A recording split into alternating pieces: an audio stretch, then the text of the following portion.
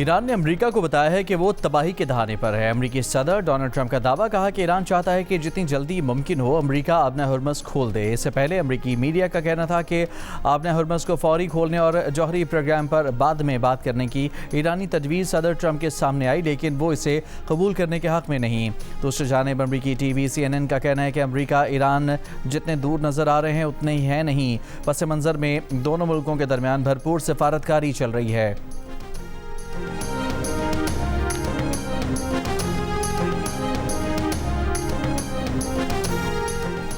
برطانیہ کے چارلس کا امریکی کانگریس سے خطاب، ماحولیاتی تحفظ، انسانی ہمدردی اور مذاہب کے احترام کو فروغ دینے کی ضرورت پر زور۔ کہا موجودہ غیر یقینی دور میں رواداری، آزادی جیسی جمہوری اقدار کا دفاع زیادہ ضروری ہے۔ برطانیہ اور امریکہ کا اتحاد صرف ماضی کی کامیابیوں پر قائم نہیں رہ سکتا۔ یورپ اور امریکہ کی شراکت داری آج پہلے سے زیادہ اہم ہے۔ جو اتحاد 9/11 کے بعد نظر آیا، اس کی آج یوکرین کے دفاع کے لیے ضرورت ہے۔ یوکرین میں قیام امن کے لیے مغربی اتحاد کا برقرار رہنا ضروری ہے، کیونکہ جنگ نیٹو کے عزم کا امتحان لے رہی ہے۔ یوکرین کے دفاع کے لیے غیر متزلزل عزم کی ضرورت ہے تاکہ ایک حقیقی، منصفانہ اور پائیدار امن یقینی بنایا جا سکے۔ نئے خطرات مضبوط دفاعی کوششوں کا تقاضا کرتے ہیں۔ واشنگٹن میں پریس ڈنر میں حملے کی مذمت، کہا تشدد کا یہ عمل کبھی کامیاب نہیں ہوگا۔ ممالک اپنے عوام کے تحفظ کے لیے متحد رہیں گے۔ ماضی کے تمام اختلافات کے باوجود برطانیہ امریکہ نے مشترکہ راستے تلاش کیے۔ برطانیہ اور امریکہ کا اتحاد تاریخ کے عظیم ترین اتحادوں میں سے ایک ہے۔ امریکہ کے صرف 34% ووٹر امریکی صدر ٹرمپ کی کارکردگی سے مطمئن۔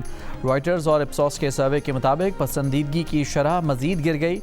گزشتہ سروے میں یہ شرح 36% تھی۔ سروے ٹرمپ پر حملے سے پہلے کا ہے۔ پچھلے سال جنوری میں جب ٹرمپ نے عہدۂ صدارت کا حلف اٹھایا تھا تو ان کی کارکردگی سے 47% امریکی ووٹرز خوش تھے۔ 28 فروری کو ایران پر امریکہ اور اسرائیل کے حملے اور اس کے بعد پیٹرولیم مصنوعات کی قیمتوں میں اضافے سے ٹرمپ کی ریٹنگ میں مسلسل کمی آ رہی ہے۔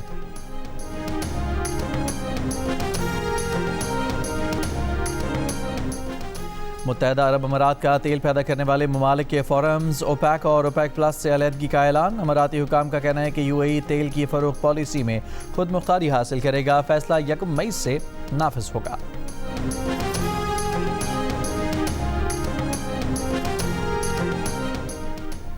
وزیر مملکت برائے قانون اور انصاف بیرسٹر عقیل ملک نے کہا ہے کہ ججز کا تبادلہ سزا نہیں ہے۔ یہ بار کونسلز کا دیرینہ مطالبہ رہا ہے کہ ججز کی روٹیشن ہونی چاہیے۔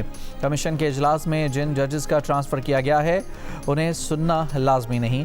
ججز سروس آف پاکستان کا حصہ ہوتے ہیں۔ جب کمیشن افسران کا تبادلہ ہو سکتا ہے تو ججز کا بھی ہو سکتا ہے۔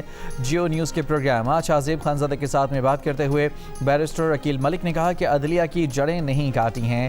عدلیہ کی آزادی پر کوئی قدغن نہیں۔ جوڈیشل کمیشن میں کوئی فیصلہ آئین اور قانون کے خلاف نہیں ہوا۔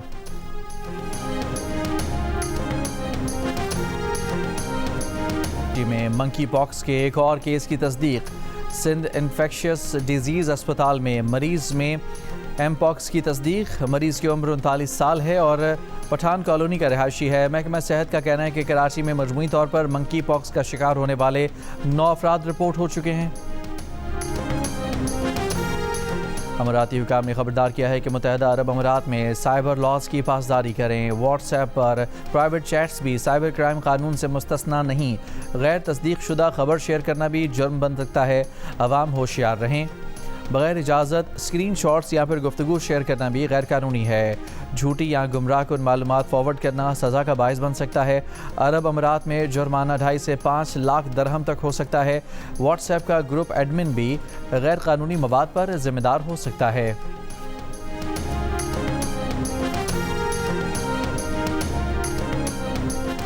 UAE میں منی لانڈرنگ کی تحقیقات کے لیے نیا قومی فریم ورک منظور۔ ڈیجیٹل کرنسی کو بھی نگرانی کے دائرے میں شامل کر لیا گیا۔ مالیاتی اور کاروباری اداروں کے لیے نیا رسک مینجمنٹ نظام منظور۔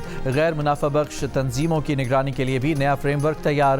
اماراتی قومی کمیٹی برائے انسداد منی لانڈرنگ اور دہشت گردی کے اجلاس میں غیر قانونی اور بغیر لائسنس سرگرمیوں کے خلاف کارروائیاں مزید سخت کرنے کا فیصلہ۔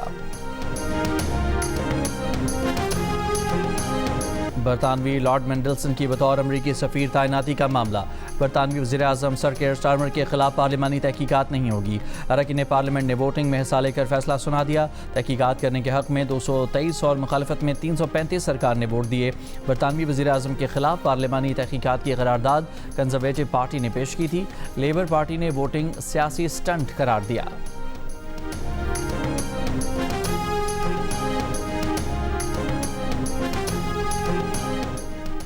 ایرانی نائب وزیر دفاع بریگیڈیئر جنرل رضا طلائی نے دعویٰ کیا ہے کہ امریکہ دنیا پر اپنی پالیسیاں ڈکٹیٹ کرنے کی پوزیشن میں نہیں رہا۔ شنگھائی تعاون تنظیم اجلاس میں شرکت کے لیے کرغستان کے شہر بشکیک پہنچنے پر رضا طلائی نے کہا کہ آج دنیا امریکہ اور اسرائیل کو ریاستی دہشت گرد کی علامت سمجھنے لگی ہے۔ امریکہ کو بالآخر اپنے غیر قانونی اور غیر معقول مطالبات چھوڑنے ہوں گے۔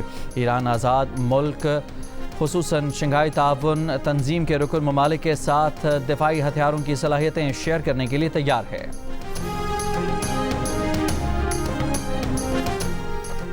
قطر نے ایک بار پھر ایران امریکہ مذاکرات کے لیے پاکستانی ثالثی کی بھرپور حمایت کا اعلان کر دیا۔ ترجمان وزارت خارجہ ماجد الانصاری نے کہا کہ قطر ثالثوں کے ذریعہ اپنا ہرمز کھلوانے کے لیے کوششیں کر رہا ہے۔ پاکستان بطور ثالث شاندار کام کر رہا ہے۔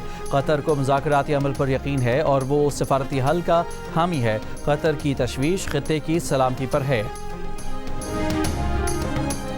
بحیرہ عرب میں امریکی افواج کی ناکہ بندی جاری۔ امریکی افواج نے بلو سٹار 3 نامی جہاز کو روک کر تلاشی لی۔ شبہ تھا کہ تجارتی جہاز امریکی ناکہ بندی کی خلاف ورزی کرتے ہوئے ایرانی بندرگاہ جانے کی کوشش کر رہا ہے۔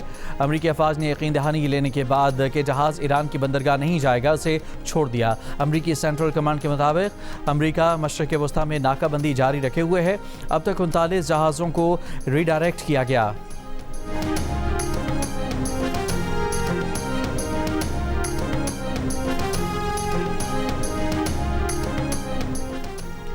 متحدہ عرب امارات کی کمپنی کے زیر انتظام ایک LNG ٹینکر نے آبنا ہرمز کو عبور کر لیا۔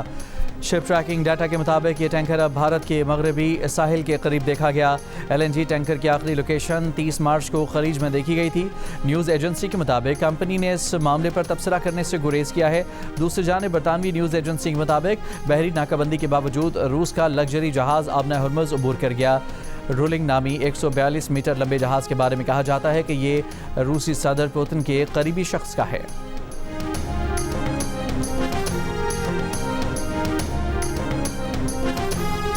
اور کپتان بابر اعظم کی شاندار سنچری۔ پشاور زلمی نے اسلام آباد یونائیٹڈ کو 70 رن سے ہرا کر HBL PSL 11 کے فائنل کے لیے کوالیفائی کر لیا۔ بابر اعظم نے 59 گیندوں پر 4 چھکوں اور 12 چوکوں کی مدد سے 103 رنز کی اننگز کھیلی۔ اسلام آباد یونائیٹڈ کی ٹیم 151 رنز بنا کر آؤٹ ہو گئی۔ ایونٹ میں آج ایلیمنیٹر 1 میں حیدرآباد کنگز مین اور ملتان سلطانز کی ٹیمیں مدمقابل ہوں گی۔ ایونٹ کے میچز جیو سپر اور مائیکرو سے براہ راست نشر کیے جا رہے ہیں۔